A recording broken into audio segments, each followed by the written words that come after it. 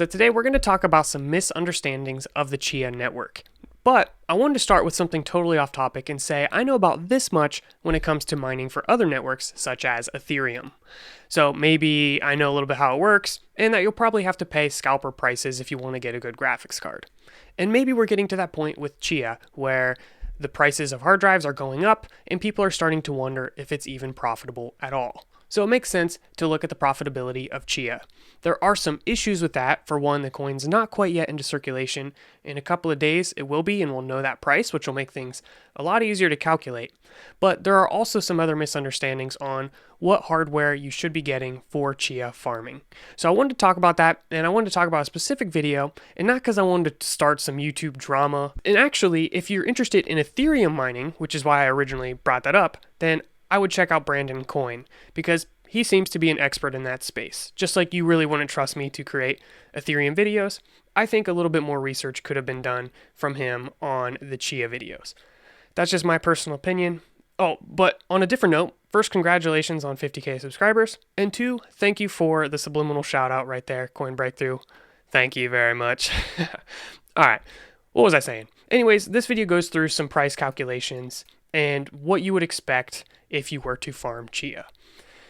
And I personally will go through these calculations myself and just go through some points of confusion. So let's say you had a little over 1,000 plots. You could reasonably fit this on 10 of these 12 terabyte drives, which I'll drop an affiliate link for these down in the description if you're interested. So it really comes down to what drives you choose, because some of the ones recommended in this video are definitely a lot more expensive per terabyte. So sharing this one here, this 16 terabyte for $489, well, yeah, that's a lot more expensive because the higher capacity drives are in higher demand. When I started Chia farming, I actually bought these for around $350. So the prices have definitely gone up. But if you're looking for actual profitability, then you're more interested in the cost per terabyte and getting that at a reasonable number. So in that situation, that's why I would consider a lower capacity if it's going to save you a lot of money, which in this case it is. So if we look at 10 of these at this price, going off the Chia calculator with just the default settings, well, we're looking at $400 a month, which could realistically pay off all those drives in 5 months or so. Yeah, you might need some additional hardware for the plotting and, electricity, but I'm just kind of estimating here. It's a lot better than what he looked at. And yes, this is based off of a $20 per Chia, which I personally think is reasonable, and I wouldn't be surprised if it's higher just based off of the other research I've done. So if anything, I think this is going to be worst case scenario. There are some other concerns you have to think about. The network space is growing very rapidly. And this brought up an additional concern in this video by Brandon, basically saying there's a lot of pressure to get in on the network early, to get the coin. And this is with the assumption that the price is basically going to tank and you want to get that coin so you can sell it before it dumps. And I don't think this is the real concern. I think it's more that the plotting process is very, very time consuming. So you want to get those plots made as quickly as possible, because if you have all these hard drives but they're not full of plots, well, then you're not going to get the reward. You can't just buy these hard drives and start making money. Unfortunately, that'd be the easiest. So the pressure to get in early is basically a comparison to what's going to happen once the coin has a price. Everyone who has extra storage is going to start filling these hard drives. And we're seeing this with other storage-based networks as well, Filecoin or Chia or whatever it might be. So if you want to get some coins and you want to earn Chia before all this unused storage space is being used, then that is why there's a lot of pressure to get in early. It's not so much that it's a pump and dump scheme. Personally, I plan on holding my Chia for as long as humanly possible. So that is just one other concern. And ideally, this network, the net space grows not from investing in new hardware, but using hardware that you already have. So for example, this person here says I could totally get into mining Chia, already have 330 terabyte unraid server. And this, my friend, is what is going to make the most sense. Because if you're buying new hardware, then you're competing with everybody who has unused space that once Chia has a price, they'll be able to calculate their returns on hardware that's basically just sitting there doing nothing. So that's the big thing.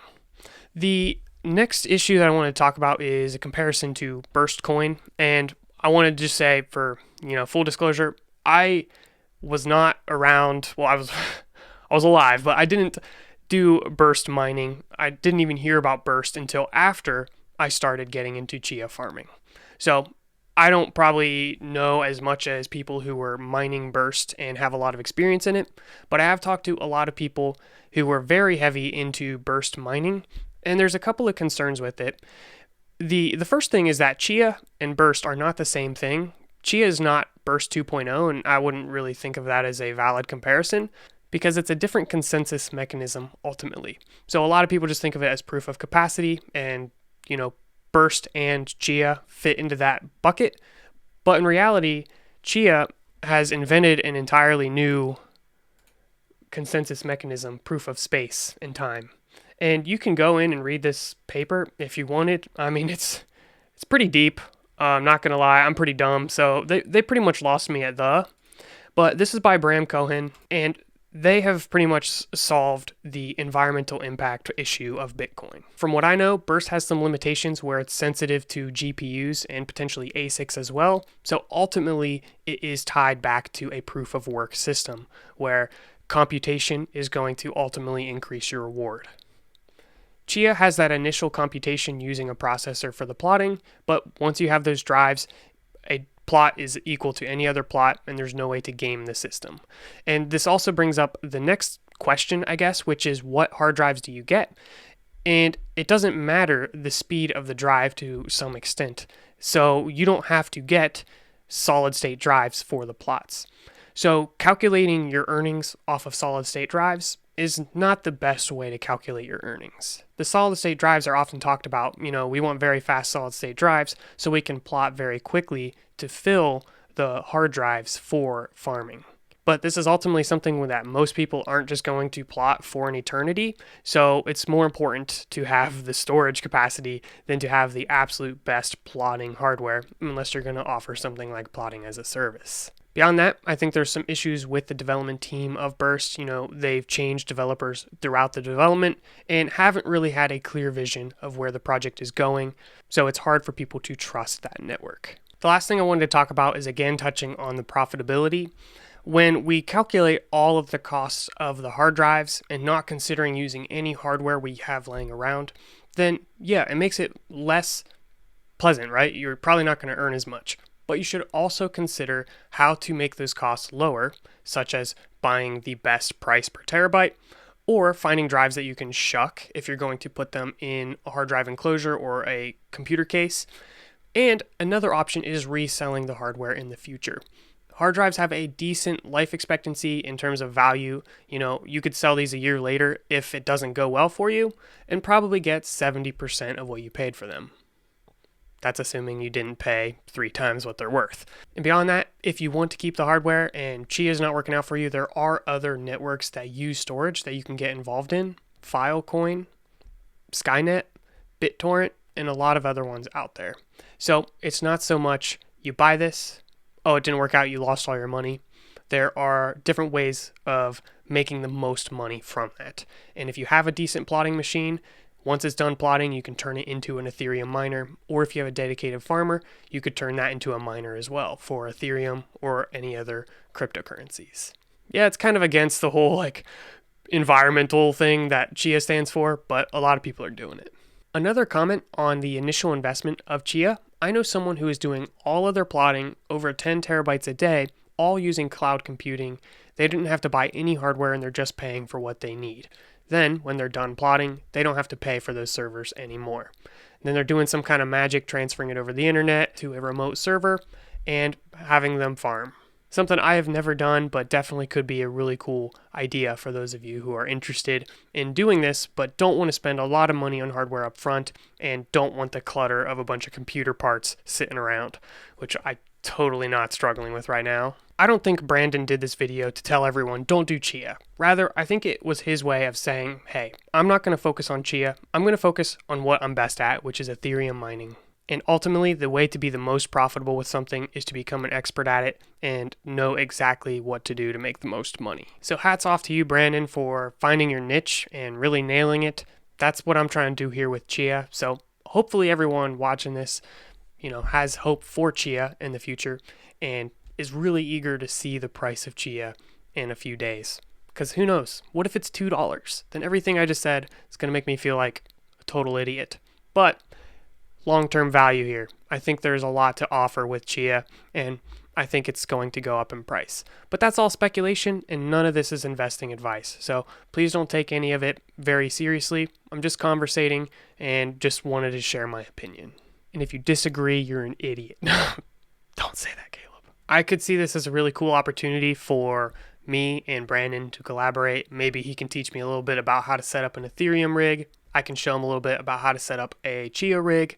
That'd be a pretty sick collab. So if you want to see that, go tell him that we need a collab. I doubt he'll ever see this. I don't know. As with most investing and cryptocurrency projects, you want to invest a little bit to get in a project at the right time, but you don't want to be too risky and risk losing it all. So I understand why people are hesitant to get in the Chia network before the coin is even in circulation.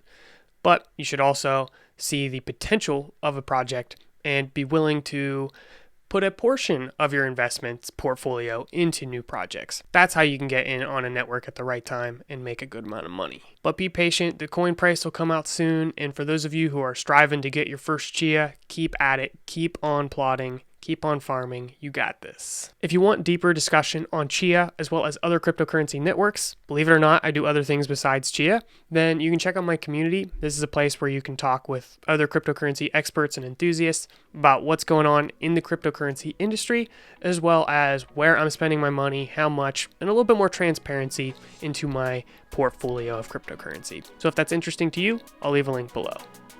And with that, don't forget to slap the subscribe button and stay tuned for the next video.